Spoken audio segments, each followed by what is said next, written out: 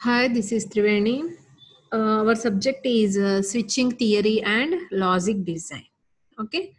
In our subject, we are going to discuss about the fundamental tools. How can we design a digital system by using digital modules? By using digital modules. So nowadays, this digital system design is almost used in all modern technologies. All modern technologies. Okay, so first is what is the term digital? What is the term digital, and how can we define a digital system design? Okay, so what is the term digital? Digital means, so whatever the information we have, so that should be converted into the binary form. That is nothing but digital. Digital is nothing but binary form. It contains only zeros and ones. Okay, so generally we know, so a human can understand the data which is available in decimal form, but machine cannot understand the data. But machine cannot understand the data.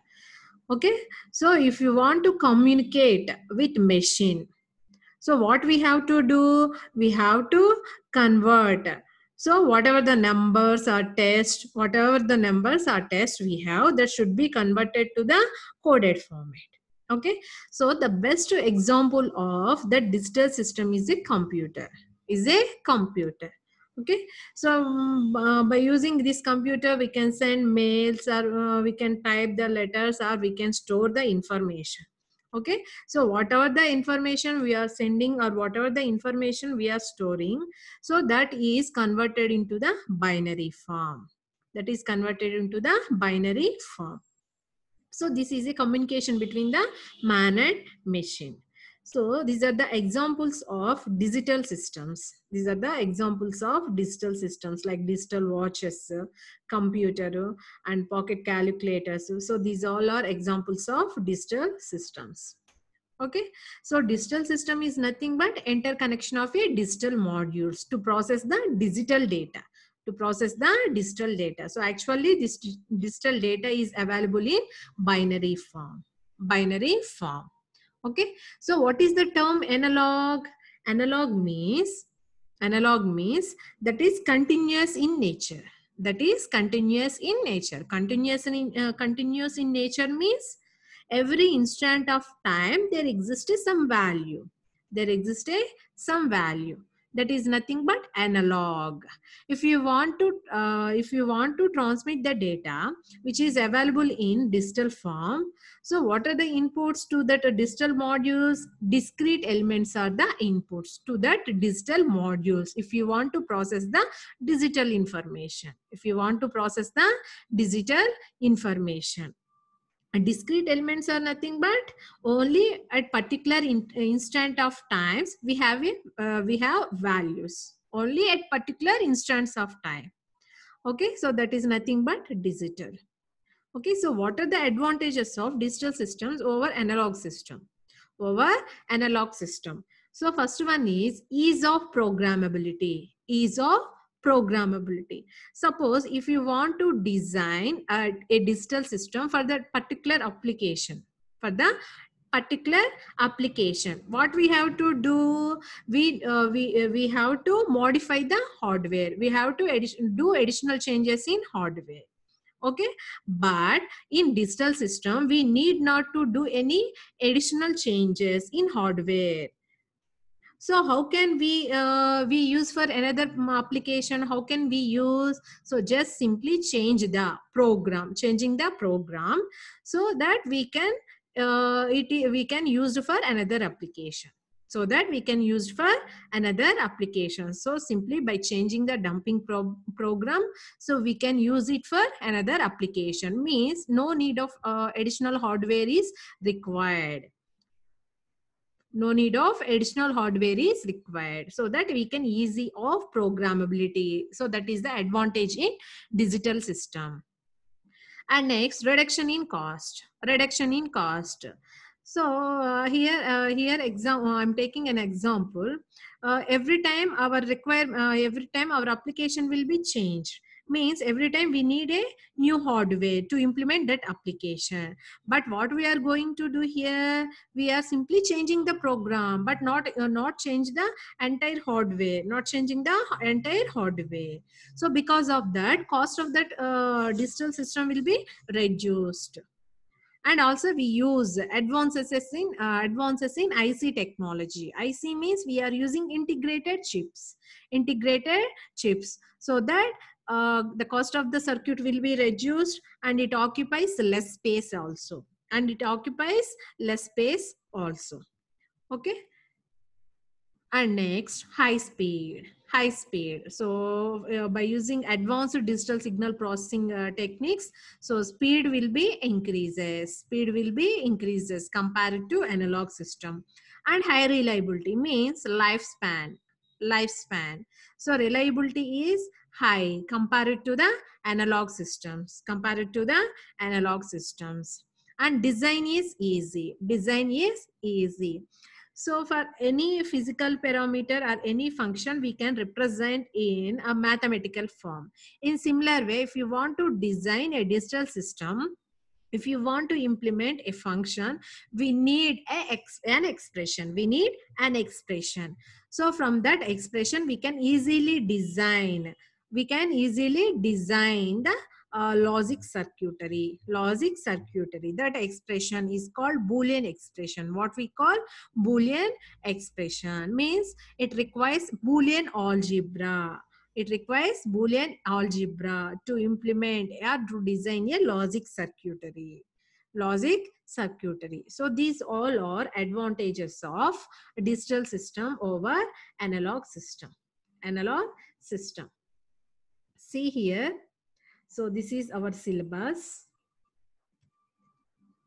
In first unit, we are going to discuss about number systems and codes.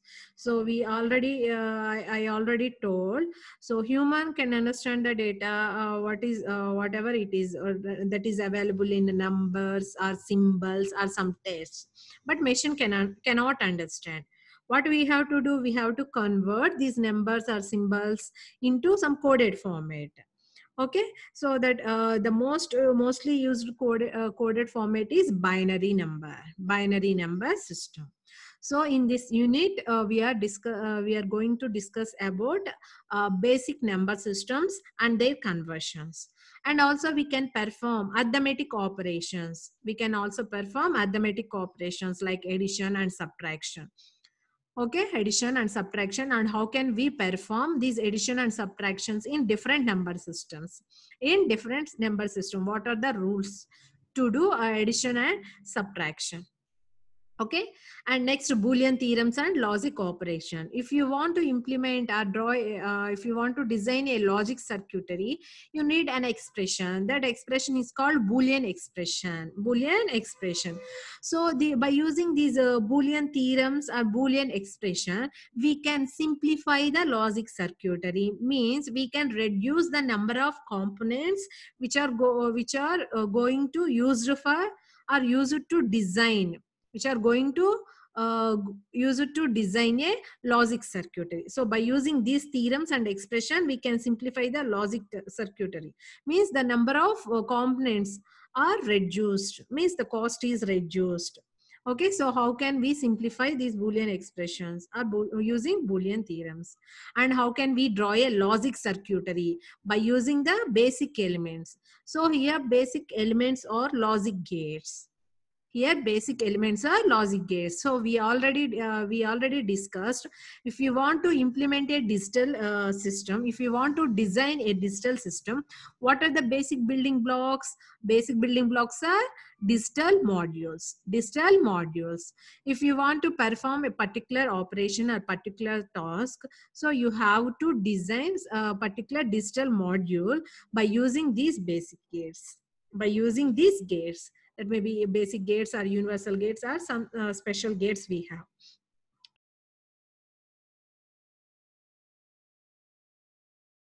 Also, in second unit, we have a minimization technique to reduce the circuitry. So this is another technique that is called tabular method. And another technique is K-map. So here we are going to discuss about K-map up to 6 variables and next tabular method. Okay, and next combinational circuit. So in first two units we are going to discuss about the basic elements, so which were used to design a circuit. But in a combinational logic circuit design, how can we design a simple adder, half adder, full adder, subtractor, and similar way a BCD adder and XS3 adder, and code converters also we can design. Okay, code converters also we can design. In third unit, another combinational circuits part 2. In this we are going to discuss about encoders, decoders, multiplexers and demultiplexers. Okay, and next one is sequential circuits. In sequential circuits, we have basic elements are latches and flip-flops. Along with these elements, we use some additional gates to design a sequential circuit. So the biggest examples of sequential circuits are resistors, counters, etc. So by using these latches and flip-flops, how can we design a resistor, and how can we design a counter, how can we design a shift resistor? Okay, and also related ICs and each IC functioning we are going to discuss. So these all are 5 units. Okay, and these are our course objectives. So in this session we are going to learn these are the main objectives we are going to learn. So to solve a typical number base conversion and analyze NU error coding techniques. So in first unit we already discussed to detect and correct the single errors, and theorems and Boolean functions and behavior of logic gates. And next various techniques to design a digital circuit, and a simplification of those digital circuits using K-map and Q method. Q method also called tabular method. And next different concepts, how can we design a combinational circuits, and to develop advanced sequential circuits. So this is our course objective. And course outcomes means after this completion of course, so you are able to do these things, so what are those? Classification of different number system and apply to generate various codes, and concept of Boolean algebra. And by using this Boolean algebra, you have to minimize the switching functions, and design of different types of combinational circuits. How can you design to that particular problem? So giving that statement, depending on that statement, you have to design a combinational circuit. For example, I need to design a combinational circuit. Means that circuit accepts 3-bit binary number as input and produces output as square of that input number. So depending on that statement, you have to design that particular combinational circuit. And next, similarly, knowledge of flip-flops also very most important, because if you want to design a sequential circuit, so flip-flops and latches are the basic building blocks.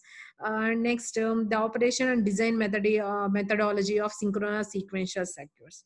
So actually, sequential circuits are classified into 2 types. One is synchronous and another one is asynchronous. So you need to understand how can we design a synchronous sequential circuit for the given problem statement. Okay, so these all are our course outcomes.